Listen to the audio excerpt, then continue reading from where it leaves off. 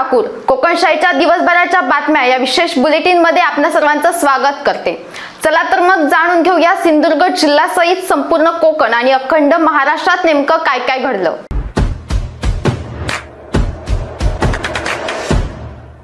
महिलांच्या सक्षमीकरणासाठी राज्य सरकारने धोरण आखलंय। मुलींच्या सन्मानासाठी राज्य सरकारकडून लेक लाडकी योजनेची घोषणा करण्यात आली आहे। मुलींना लखपती करणारी ही योजना आहे। या योजनेची घोषणा आज सरकारकडून करण्यात आली।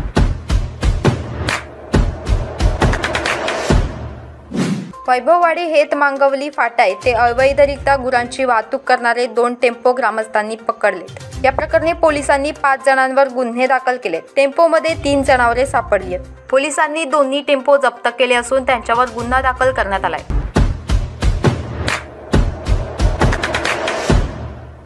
मुंबईकरांना टोल रद्द होण्याची आशा असतानाच महत्त्वाची बातमी समोर आली आहे। सप्टेंबर 2027 पर्यंत मुंबईकरांना शहराच्या वेशीवरील 5ही टोल भरावे लागणार आहे। महाराष्ट्र राज्य रस्ते विकास महामंडळातील वरिष्ठ अधिकाऱ्यांनी याबाबत माहिती दिली आहे।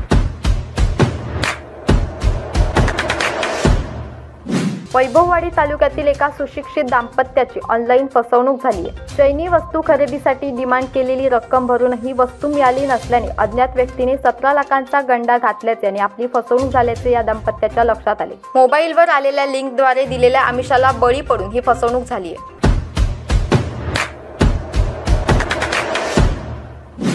मुंबई सेंट्रल ते बोरिवली ही 6वी मार्गिका जोडण्यासाठी पश्चिम रेल्वेवर ब्लॉक घेण्यात येणार आहे। 25 ऑक्टोबर ते 4 नोव्हेंबर या कालावधीत 250 लोकल आणि 61 मेल एक्सप्रेस रद्द करण्यात येणार आहे। त्यामुळे तब्बल 10 दिवस पश्चिम रेल्वेवरून प्रवास करणाऱ्या प्रवाशांना ब्लॉकचा सामना करावा लागणार आहे।